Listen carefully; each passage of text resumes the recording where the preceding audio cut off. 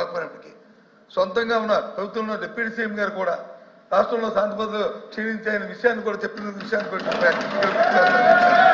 ఈ నేపథ్యంలో ఈ ప్రశ్నకు సరైన సమాధానాన్ని ప్రభుత్వం రాకుండా దాన్ని రాజకీయం చేయాలనే ఉద్దేశంతో అమ్మ కూర్చోమ్మ రాజకీయం చేయాలనే ఉద్దేశంతో వారు ఇచ్చిన సమాధానానికి నిరసనగా మేము వచ్చి ఈ ప్రశ్నకి వాకౌట్ చేస్తాం అధ్యక్ష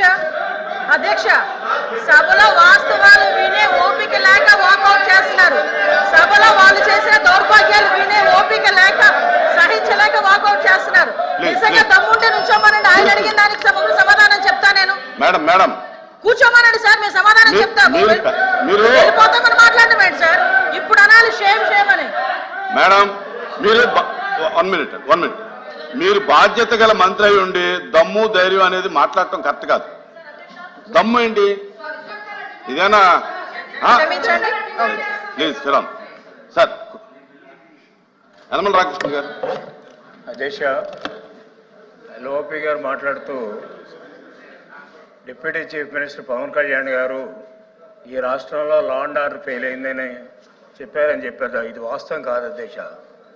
ఆయన చెప్పింది ఏంటంటే సోషల్ మీడియాలో ఎవరిష్టం వచ్చినట్టు వాళ్ళు పెడుతున్నారు, దీన్ని కంట్రోల్ చేయకపోతే అవసరమైతే స్పెషల్ యాక్ట్ అన్నా తీసుకురండి, కంట్రోల్ చేయలేకపోతే ఇది అరాచకం కింద తయారవుతుంది అనేటువంటి చెప్పిన దాన్ని ఎల్ఓపి గారు వక్రీకరించి ఆయన ఏదో లా అండ్ ఆర్డర్ ఫెయిల్ అయిందని.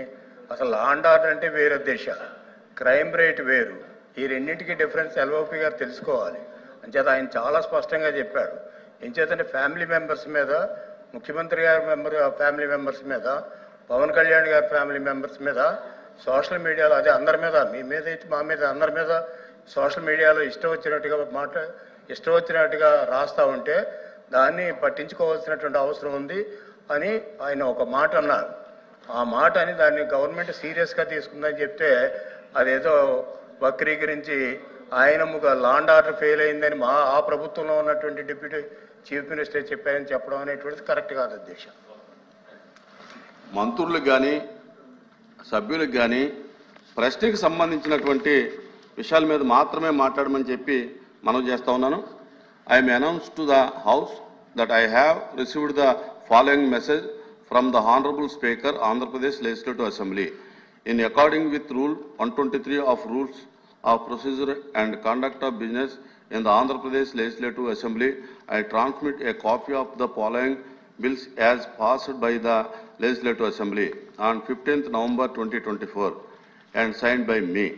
The Andhra Pradesh Public Employment Regulation of Age of Superannuation Amendment Bill 2024, LA Bill number 14 of 2024, Money Bill. Second, the Andhra Pradesh Electricity Duty Second Amendment Bill 2024, LA Bill number 19 of 2024, Money Bill. The Andhra Pradesh Appropriation Vote on Account number 2 Bill 2024, LA Bill number 20 of 2024, Money Bill. The above bills are before the House. The question number 13514, Minister for Water Resources Development. ధన్యవాదాలు అధ్యక్ష. మొదటి ప్రశ్నకు సమాధానం లేదు, రెండవ ప్రశ్నకు సమాధానం లేదు, మూడవ ప్రశ్నకు సమాధానం లేదు, నాలుగవ ప్రశ్నకు ఈ ప్రశ్న ఉత్పన్నం కాదు అధ్యక్ష. రాంభూపాల్ రెడ్డి. కర్నూలు జిల్లాలో కృష్ణానది పైన సిద్ధేశ్వరం అలుగు నిర్మించాలనేది దశాబ్దాల కాల అధ్యక్ష. దాదాపు మనకు స్వాతంత్రం రానప్పుడు కూడా రాకముందే బ్రిటిష్ వాళ్ళు కృష్ణ పెన్నార్ ప్రాజెక్టులో భాగంగా సిద్ధేశ్వరం దగ్గర అలుగు నిర్మించేసి కృష్ణానది జిల్లాను రాయలసీమకు, నెల్లూరు, ప్రకాశం జిల్లా వరకు పంపించాలనేది ఆ రోజు ఆలోచన. కానీ ఆ రోజు ఉండే పరిస్థితుల వలన కేవలం కొంతమంది ప్రాంతీయ విద్వేషాలు రెచ్చగొట్టి ఈ నీళ్లు రాయలసీమకు కాదు చెన్నపట్టణానికి తీసుకొని పోతారని చెప్పి అపోహలు సృష్టించి ఆ రోజు ఆ సిద్ధేశ్వరం అలుగు నిర్మాణం ఆగిపోయింది అధ్యక్ష.